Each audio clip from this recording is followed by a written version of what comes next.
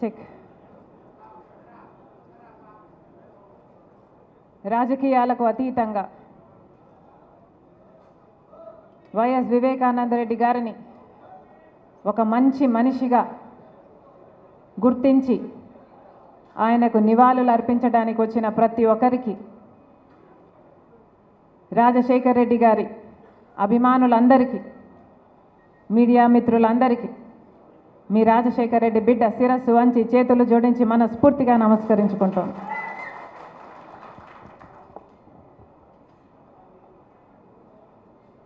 YS Vivekananda Reddy ఒక మంచి మనిషి అని మీ అందరికీ తెలుసు.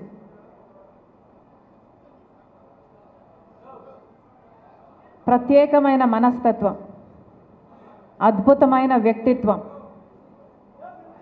అందరికీ సహాయపడే గుణం, ఇవన్నీ వైఎస్ వివేకానంద రెడ్డి అయితే నాకు మాత్రం నన్ను ఎత్తుకొని నా తండ్రి తర్వాత తండ్రి లాంటి వాడు చిన్నాన వైఎస్ వివేకానంద రెడ్డి.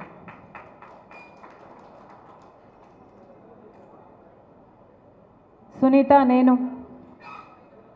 చిన్నప్పుడంతా కలిసే పెరిగాం, కలిసే చదువుకున్నాం. అన్ని సంవత్సరాలలో ఆయన పోయేంత వరకు కూడా నేను ఎప్పుడే కానీ చిన్నాయనను కోపగించుకోవడం చూడలేదు, చికాకు పడ్డం చూడలేదు. ఎవరైనా సాయం చేయడానికి వస్తే అసలు ఆయన కాలు ఇంట్లో ఆగేది కాదు. ఎవరు సాయం చేయడానికి అడిగినా వాళ్ళను వెంట పెట్టుకొని ఆయన కారులోనే కూర్చోబెట్టుకొని, వాళ్ళు పట్టకపోతే ఇరుక్కొని కుక్కి అదే కారులో కూర్చోబెట్టుకొని, వాళ్ళకి ఎక్కడ అవసరం ఉంటే అక్కడ కలెక్టర్ ఆఫీస్ అయినా, ఆర్డీఓ అయినా, ఆఖరికి చిన్న రైతుకు వచ్చిన ఎలక్ట్రికల్ ప్రాబ్లం అయినా, ఏ పెద్ద ఆఫీస్కైనా చిన్న ఆఫీస్కైనా ఏ సంకోచం లేకుండా నవ్వుతూ వెళ్ళి ఆఫీసర్లతో మాట్లాడి సమస్యను పరిష్కరించేవాడు చిన్నాన్న. ఎంతోమందికి ఎన్నో పంచాయతీలు చేసుంటాడు చిన్నాయన.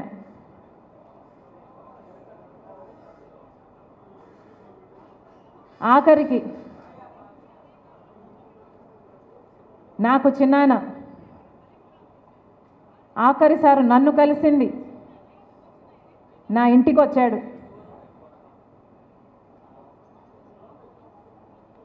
షర్మి, నువ్వు కడప ఎంపీగా పోటీ చేయాల్సిన అవసరం ఉంది అని దాదాపు 2 గంటల పాటు నన్ను ఒప్పించే ప్రయత్నం చేశాడు. నేను ఎన్నిసార్లు వద్దులే చిన్నానా అని ఎన్నిసార్లు చెప్పినా,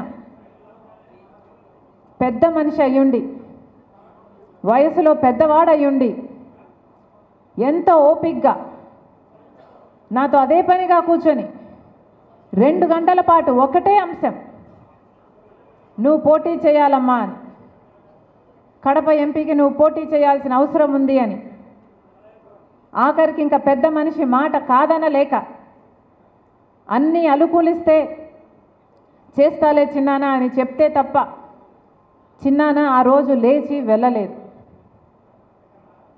అదే నేను చిన్నానను ఆఖరిగా చూసింది. ఈ రోజుకి చిన్నాన చనిపోయి 5 సంవత్సరాలు గడిచిపోయింది. ఆ రోజు చిన్నాన చావు నమ్మలేని నిజం. ఈరోజు రాజకీయ విషసర్పాల కోరల్లో చిక్కుకొని దుర్మార్గు పాలన చక్రాల కింద నలిగిపోతూ న్యాయం కోసం, ధర్మం కోసం పోరాటం చేస్తున్న ఒక నిప్పు లాంటి నిజం.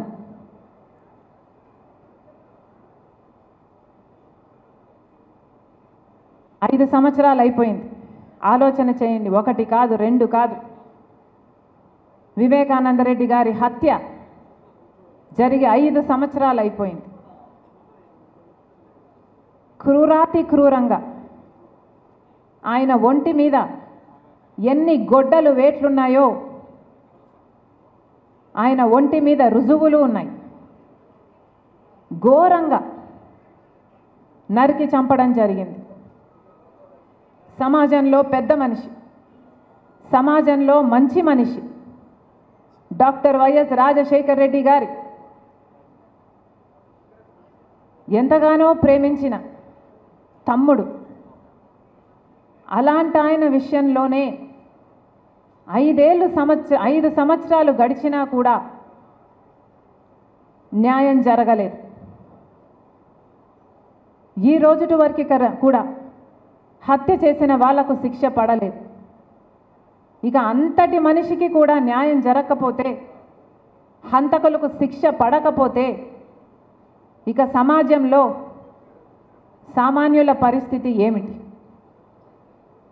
సామాన్యుల విషయంలో న్యాయం జరుగుతుంది అని సమాజం నమ్మే పరిస్థితి ఉండాలి అంటే ఈపాటికి ఎప్పుడో హంతకులను గుర్తించుండాలి, వాళ్ళకు శిక్ష కూడా వేసుండాలి. కానీ 5 సంవత్సరాలు గడిచినా కూడా ఈ రోజుటి వరకు కూడా హంతకులకు శిక్ష పడనే లేదు. హత్య జరిగిన రోజున మాకు చెప్పిన విషయం, చిన్నాన హార్ట్ అటాక్తో చనిపోయాడు అని. సాక్షి కూడా వివేకానంద రెడ్డి గారు హార్ట్ అటాక్తో మరణించారు అని చెప్పుకుంటూనే వచ్చింది. తీరా మేము ఇంట్లోంచి బయలుదేరేంత వరకు కూడా ఇది హార్ట్ అటాక్తో చనిపోలేదు, హత్య జరిగింది అన్న విషయం మాకు తెలియదు.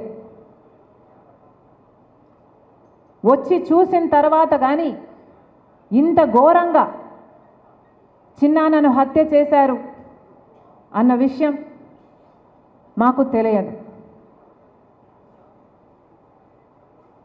ఆ రోజు హత్య జరిగిన రోజు హత్య పలాని వాళ్ళు చేశారని కానీ పలాని వాళ్ళు చేయించారు అన్న కానీ ఈ విషయాలు ఏవీ తెలిసే పరిస్థితి లేదు. కానీ ఈ రోజున హత్య చేసింది ఎవరో కాదు, బంధువులే అని అన్ని సాక్ష్యాలు వేలెత్తి చూపుతున్నాయి. గూగుల్ మ్యాప్స్ అయితేనేమి, కాల్ రికార్డ్స్ అయితేనేమి, వాంగ్మూలాలు అయితేనేమి, ఇవన్నీ హత్య చేసిన వాళ్ళు వీళ్ళు అని వేలెత్తి చూపుతున్నా ఈ రోజుటి వరకు కూడా హత్య చేసిన వాళ్లకు, హత్య చేయించిన వాళ్లకు శిక్ష పడలేదు, కేసుకు కొలికి రాలేదు, కేసు అసలు ముందడుగు వేయలేదు. ఎందుకంటే అన్నా అని పిలిపించుకున్నవాడే ఈరోజు హంతకులకు రక్షణ కల్పిస్తున్నాడు. కాబట్టి ఈ రోజు వరకు కూడా చిన్నాన్న విషయంలో న్యాయం జరగలేదు.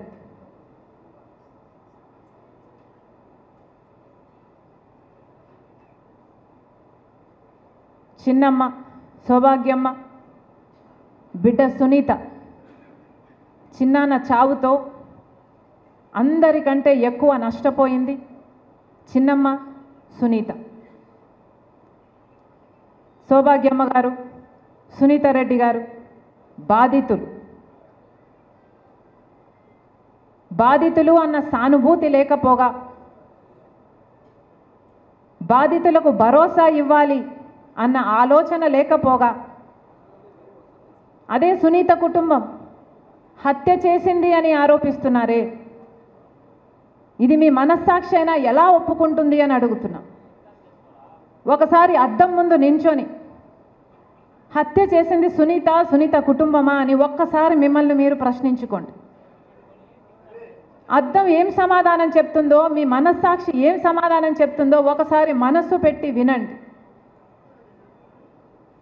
ఆఖరికి ఇంతగా దిగజారిపోతారు అని ఎవరూ ఊహించలేదు. పైనేమో రాజశేఖర రెడ్డి గారి ఫోటో సాక్షిలో, పైనేమో రాజశేఖర రెడ్డి గారి ఫోటో, కిందేమో ఆయన అంతగా ప్రేమించిన, అంత నమ్మకంగా ఆయన కోసం పనిచేసిన తమ్ముడిని క్యారెక్టర్ అసాసినేషన్. ఇది న్యాయమేనా? మీకోసం పనిచేసినప్పుడు కనిపించలేదా వివేకానంద రెడ్డి గారి క్యారెక్టర్? ఆఖరి నిమిషం వరకు, చనిపోయేంత రాత్రి వరకు కూడా వైసీపీ కోసమే క్యాంపెయిన్ చేశాడు కదా. వైసీపీ నిలబెట్టిన అభ్యర్థులను ఆయన అంగీకరించకపోయినా జగన్మోహన్ రెడ్డి గారి నాయకత్వాన్ని గౌరవించి అదే వైసీపీ కోసమే క్యాంపెయిన్ చేసిన వ్యక్తి.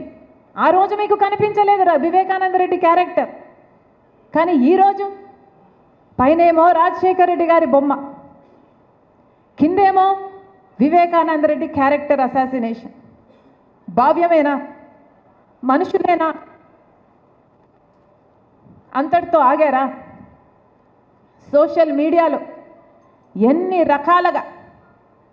రకాలుగా బెదిరించారు, బూతులు తిట్టారు.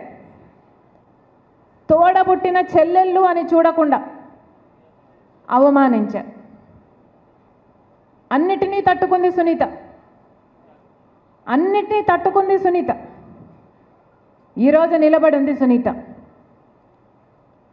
ఎంతమంది చూసాం ఇన్ని సంవత్సరాలలో సునీత న్యాయం జరగాలి అని, నిజానిజాలు తేలాలని, హంతకులు శిక్ష పడాలి అని తిరగని చోటు లేదు, తట్టని తలుపు లేదు.